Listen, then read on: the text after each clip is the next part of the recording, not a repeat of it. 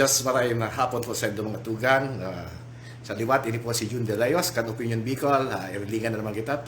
Uni po ako sa opisina ni Kong Pido. Alam niyo mga tugang, ang pigaan kong primero sa opisina kisarong politiko, sa pamilya. Nailing ko mga tugang, ilagay sa likod ko, sa mga aki niya, sinda ni misis niya, yan mga tugang. Yan nilang pigbibiliban ko sa sarong political because midbid maninda ko, I really value family life. So, honra ko po mga tugang na nakampang si Congressman Pido Garwin, kan ako Bicol Party List. Uni po kita, Kong, dit na mensahe pangpuon sa mga viewers sa Opinion Bicol. Maray na hapon sa gabos na ribo-ribong taga-subaybay as in followers ng Opinion Bicol. And salamat John sa oportunidad as in sa imong pagbisita sa kuyang opisina. Okay. Actually, Congressman, kaya ako manigugot na magdigdi sa imo. Nabasa ko sa post mo na there's no possibility na ma-approvean sa second reading. So, pigaputang economic chacha. Ano na tabi tayong status ng economic chacha bilang ikan chairman mo ng constitutional amendment committee kan House. Ano pa? Come. Well, June, tama ka mo. Sa prioridad kang House of Representatives mo niyan na maipasa ang economic chacha o itong pag-amenda sa konstitusyon patungkol duman sa restrictive economic provision. Gusto sabihin, itong mga provisiones sa satuyang konstitusyon na minahadlang o minsan nagbabawal sa pagninegosyo sa mga dayuhang nangakapital or we call it foreign direct investors. Ito ay dapat haliw na dahil wala na ining kumbaga use dahil na ini labi ka importansya. In fact, ang importante mo niyan, dako lang nagninegosyo sa satuyang nasyon, tanganing dakol ang kita kan satuyang gobyerno, and lalong-lalo na dakol ang maidudulot ng trabaho kay ni sa satuyang mga kababayan. Nangunyan, labi-labi talaga, dakol ang nawaran kitrabaho dahil sa pandemya. Okay. Ayan po, nadawag din ito mga tugang ang intensyon para ng kaning constitutional amendment na pigadibukan sa tuyang House of Representatives, mabago lang ang mga economic provision kan sa tuyang constitution. Pero may mga kaputan kaya kami kung bilang ordinaryong mamamayan, ano ni maagi ining sa tao, talagang desisyon sa naman hindi ng mga constitutional amendments sa Nikong. Well, magayuno na kakaputan, tapi June, dahil aramo, ang konstitusyon ta, ang tunay na tagsadiri ka, bako man sa mga congressman or senador, kita lang ang tinawan ki poder na mag-propose ki amendment sa satuyang konstitusyon. Pero pag-abot kang proposal asina aproba ini sa duwang of course the House and the Senate, iyan tabi maagi pa sa sarong plebisito. Kaya nga ni we call it people's legislation. It is the sovereign Filipino people, ang taong bayan ang maaproba kayan. Sida ang may power of ratification tabi June. Okay.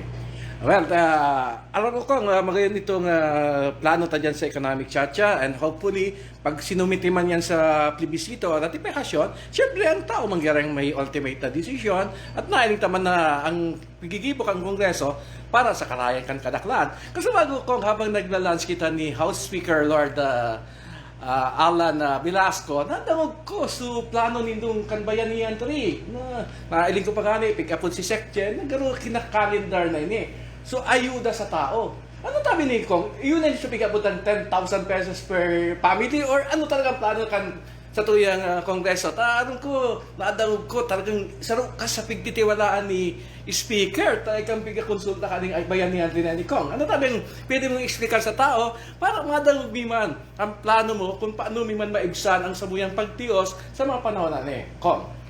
Well, subayanihan 3, kaipuhan talaga dahil sa pagtios mo niyan, dara ka ining pandemya, dahil nawala ng trabaho, kulang ang kita. In fact, one of the factors, sabi June, kung nagbaba o bagsak ang satuyang GDP is the household consumption. Walang panggastos sa mga pamilya. And di sa bayanihan 3, sa proposal ni Speaker Lord Velasco, nakapalaman duman na gabos na Pilipino, regardless o magmayaman ka, magpobre ka, mag-middle class ka, makaka-receive ka at least 1,000 pesos. And igwapang second tranche. So all in all, 2,000 pesos for the 110 million Filipinos. That's about 200 20 billion pesos ang alokasyon dyan.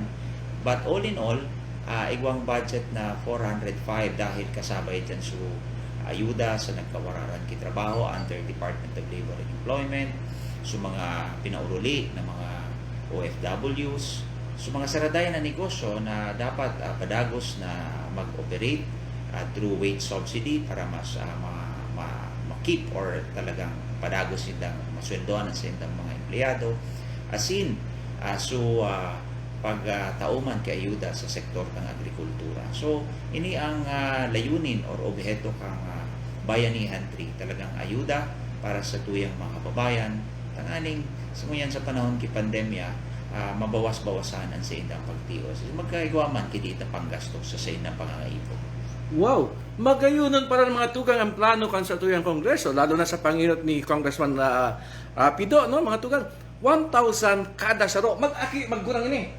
All Filipinos. All Filipinos, maski pasanggol, kasabay na. Kasabay na yan sa populasyon ng Pilipinas. May 1,000 na tulos ang matatanggap mga tugang, bako lang sarong beses. 2 beses. Ang plano po is 2 beses magtaog kay ayuda. And maghahali duman sa Bayanihan 3. Ang pinaghahalap na lang po, which is crucial, itong Certificate of Availability of Funds na mga hali sa Department of Finance. Na kung saan dapat may pagkakuhaan kay itong pondo na ito. And so far, igwa man ang commitment talaga na igwang pagkakuhaan kay pondo through revenue sourcing, tanganing padagos na ini maitulod ta o maitaota sa tuyang mga kababayan. Lalong-lalo na sa mga kababayan ta sa mga lugar na nagtitirios mo niya, dara kaining pandemya. Okay, may understanding, Congressman, may tig-1,000 na 2 beses yung tao sa kada Pilipino. Patas may itatao pa duman sa mga returning OFW na pagsasabi mo, sa mga apektadong labor force ta, etc. So, ganun doble ang ayuda sa inda kung minaluwas. Bakuman o anong talaga, doble. Ito, may mga specific na sektor kan sa tuyang susyudad na tatawan ki specific na ayuda. Iba man so pangangaipok ito. Iba man so across the board for the 110 million Filipinos. Iba man so specific na duman sa agrikultura, sa nagkawararang trabaho, returning OFWs, MSME, sa paagi kang Department of Trade and Industry. So, may nalain na purpose tabi. But one objective or the ultimate objective is magkapagtaog kay ayuda sa gabos na sektor kan sa tuyang namamanwaan. Tanganing ang sa tuyang ekonomiya may stimulate. Sabi ko na nga ni Kasubago, one factor where bagsakan sa tuyang gross domestic product, kakaigwa kita ki contraction of 4.2% kang first quarter. It's because kulang ang household consumption. Nata, warang panggastos, warang trabaho, dakul na trabaho, milyon na Pilipino ang mawalan ti trabaho. Kaya puhan ki panggastos para mas nakatabang sa pangangaipo, and at the same time matatabangan man mag-ikot ang sa tuyang ekonomiya. Okay. Yan ayan para so, spending power kaya kan lambang saro sa tuya na wara. Ining mga pigaplano kan sa tuyang House of Congress, aram ko may Senate version man ini, talagang dakulang tabang ini sa tuyang ekonomiya, mga tugang, no? Isipon nindo, kung 10 ka mo sa pamilya nindo, katakulang talagang Pinoy na may mga 10, may 10,000 tulos man tulos sa pamilya mo, 2 beses itatao. Ano ka? Di, 20,000 kung 10 ka mo. Kung 5 ka mo, 5,000, 2 beses ito, 10,000. So makayang plano tabi kong at pasalamat kami kong sa mga plano nitong araw kami o talagang nailing man ang pagmaniugot nindo na talagang matabangan ang mga lambang Pilipino. Kunyan kong sa lokal na politika, alam mo, kaurong ko kasi si Eric Sibilia, grabe talaga ang pagtaon nindo kitabang sa mga taga-Legazpi ko niyan. Ano ini kong? Totoo daw ang nadalo ko na naghanda ka sa sarong laban na magayon para sa Legazpi. Pagbabago para sa Legazpi. Hindi kong pasensya ka na kong dahil mo araw na maapot ako kami sa imo. Ano masasabi mo kay kong ngunyan, alam ko dadalagun ka sa bago, padara ka kitabang sa Sabang. Sa mga barangay sa Legazpi, halos siya o kapirme. Ano tabi po? Plano mo sa politika sa Legazpi? Well, sa ngayon June, premature pa man magtarang dahil at sa tuya lang is pagtabang bako sa mga taga-Legazpi ko dito sa enterong mga Bicolano sa so we proportionate or equitably distribute sa tuyang asistensya. So tuyang advokasya, tawang sa edukasyon, sa salud, sa agrikultura, sa infrastruktura, kasi mga livelihood trainings and programs, pinagigibot naman yan sa anom na probinsya ng Kabikolan. It's just that minsan nagiging special ang Legazpi dahil taga dyan baga kita. And Councilor ka dyan daw. naging konsyal kita dyan for 6 years. But sana di mo na paghaluan kay intensyon na politika. So magtabang muna po. Okay. Yan po mga tugang dadawag din do ang mga kuro-kuro kan sa tuyang mabuot na congressman na si Kong Pido. Actually aram ko na bako ini oras ki paglight aram ko ang iba sa Indo nasa trabaho, nasa nasa kumbaga may mga asikaso man hiligon gilaray nindo ni atya nabanggi pagkamo libre na taling man dagog nindo ang mga patara-tarakan sa tuyang congressman na si Pido Garbin lalong-lalo na ning plano sa Bayanihan 3 na dapat ini maaraman kan lambang Pilipino. So may nagiling sa tuyang ngayon na nasa 60 tao. Salamat sa pagiling nindo. Dahil na kami ma-shout out mga tugang. Medyo busy man si congressman. Anyway, Kong, last words po. Well, sa mga namumutan kong mga Bicolano na taga-subaybay kang Opinion Bicol, mabuhay po ka mga boss, and I would like to congratulate my friend si June De Leos for having this platform. Magayon ning platform na ini na kung saan very informative kasi nagdadara kay informasyon sa mga kababayan ta kasi na sindama na update lalong-lalo na sa lado kang trabaho tadiki sa Kongreso. So mga kababayan tang Bicolano, Albayano, and Legazpenyo, salamat and maray na hapon tabi sa Intoga Boss. Okay. Diyos mabalos po, Congressman Pido Garbin, kan ako Bicol Party List.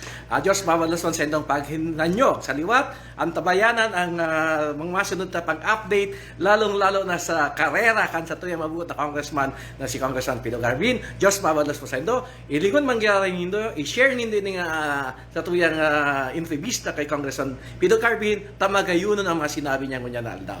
Diyos mabalos.